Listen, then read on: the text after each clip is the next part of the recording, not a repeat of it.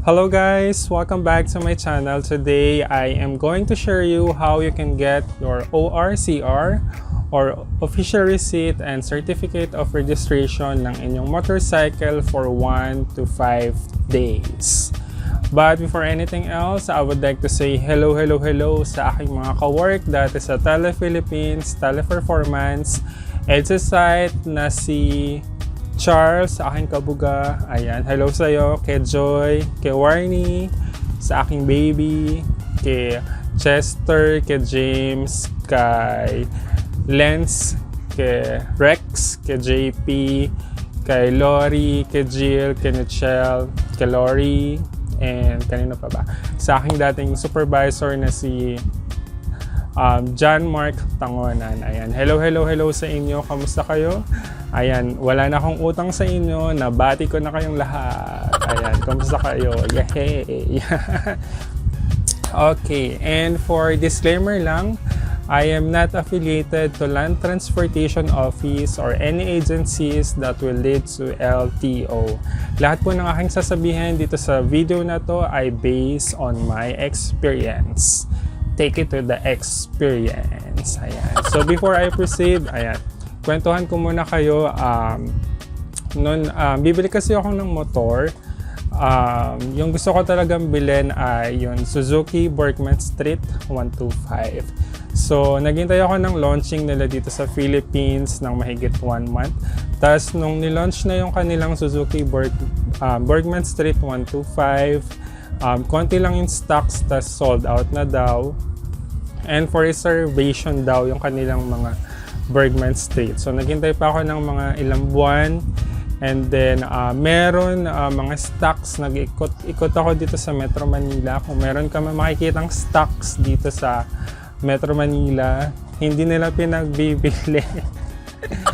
I don't know, hindi ko alam kung bakit ayaw nilang ipagbili yung kanilang Bergman Street. So, kung ayaw, di wag ipilit ang ayaw. Doon tayo sa gusto, di ba ayaw. So, dahil sa pandemic at medyo mahal yung pamasahe ngayon, so nag-decide na ako kumuha ng motorcycle. And yung napili ko ay ang Honda Click 125i. Ayan. So, kung tatanungin niyo ako kung nagsisisi ba ako sa Honda Click 125, no. I love my Honda Click 125 and actually pinangalanan ko siya ng Toothless. Ayan, dahil color black yung aking Honda Click 125 and I so love it.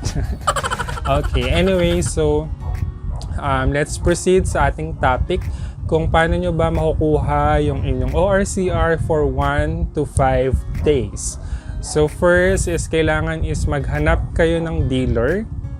And yung mga dealer kasi kapag bibili kayo ng motorcycle sa kanila, meron silang options na sila yung magpa-process ng inyong ORCR. And yung iba, papangukuhaan kayo ng 1 to 2 months or 3 months, ibibigay na yung inyong ORCR kapag sila yung naglakad. So pag ganun walang kasiguraduhan and meron din ako nakikitang iba sa internet na halos lagpas na sa 3 buwan wala pa rin yung kanilang ORCR. So kung ganun kasi kapag wala kayong ORCR at nahuli kayo ng LTO, meron yung penalty. Ang alam ko is 10,000 pesos yung penalty. So di ba medyo malaking pera yon. So ang kailangan nyo gawin is maghanap kayo ng dealer na pumapayag sila ng self-registration. So meaning kayo po yung magre-register ng inyong motorcycle and kayo yung mag-aasikaso, self-service. So yung akin kasi na-release yung aking Honda Click 125 nung November 17, Tuesday. And kung tatanungin niyo ako saan ako bumili ako sa Makati sa pagitan ng Guadalupe and Buendia MRT Station. Yung Honda store na, doon ako kumuha. And tinanong ko sila kung pumapayag sila ng self-registration. So doon ako kumuha. And then November 17, inuwi ko na yung aking motorcycle.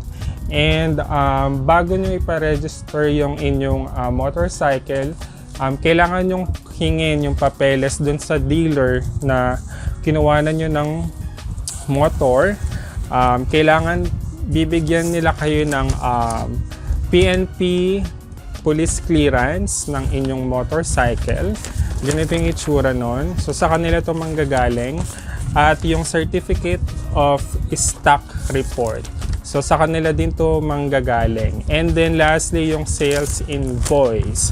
So itong tatlo yung importante na papeles para ma-self-register nyo yung inyong motor at kayo mismo yung pupunta sa LTO. And in-advise sa akin ng aking dealer, doon daw ako magpa-register sa Quezon City LTO sa Araneta Avenue. Kung gusto niyo doon magpa-register, search nyo lang yun, Santo Domingo Church. And then, yung katabing LTO, doon ako nagpa-register. So, dala-dala ko tong tatlong papeles na to doon sa LTO. Pagpunta ko doon is, bukod dito, kailangan nyo ng insurance or TPL.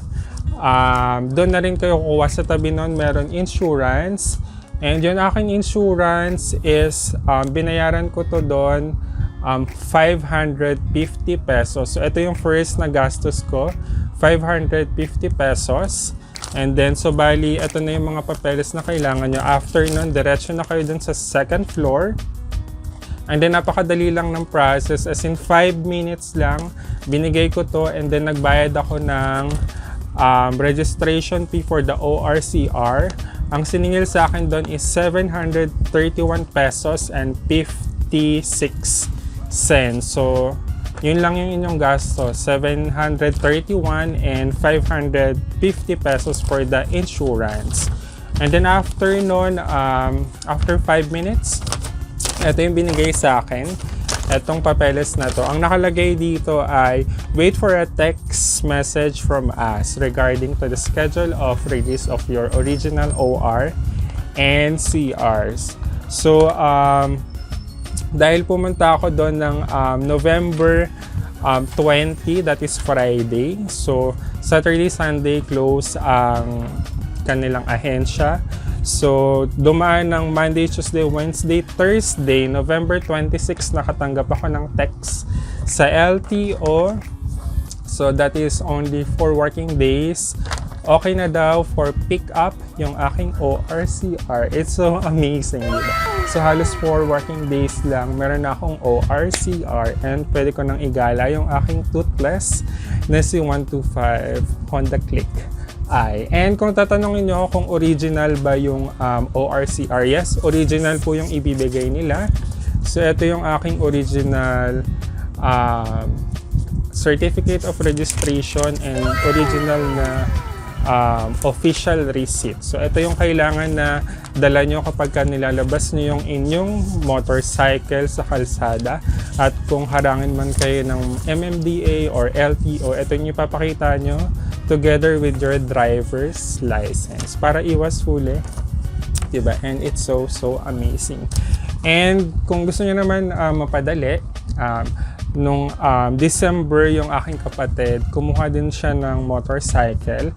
Ganon din yung process na ginawa niya. So, hiningi na din yung papers, yung sales invoice, PNP clearance, and certificate of stock report dun sa dealership na binilan niya at nagpa-register siya dito sa Mandaluyong City, Shaw Boulevard, LTO. So pumunta siya doon 1 day lang, as in pagpunta niya, after niya i-process yung registration, nirelease na agad yung kanyang original ORCR. So 1 day lang, diba? So kung gusto niyo 1 day lang, try niyo dito sa LTO Mandaluyong branch and para mas mapabilis. And ako kasi sinabihan ako ng dealer, doon daw ako sa Quezon City. Mas rin ako kaya doon ako pumunta. So ayun, anyway. And that is how you can get your ORCR. Make sure na kapag kukuha kayo ng motorcycle, itanong nyo dun sa dealer na magsa-self-registration kayo. Kung di sila pumapayag, hanap na lang kayo ng iba. Marami naman dyan dealer na sure papayag sila na mag-self-registration, and it's so amazing, di ba? So hindi na kayo maghihintay ng 1 month, 2 months, 3 months, or more than, and sasabihin sa inyo to follow up. Kung mahuli kayo ng LTO, di ba? So mapapagastos pa kayo. And ayun. So ayan, so if you have any questions, mag-comment lang kayo down below. And if you like this video, please give this video a thumbs up and be one of the Hitler Candy subscribers. Subscribe to my channel. I-ring nyo na rin yung notification bell para kapag meron tayong bagong videos like this and everything, mananotify kayo sa inyong YouTube account. And I hope I'll see you on my next video. Bye!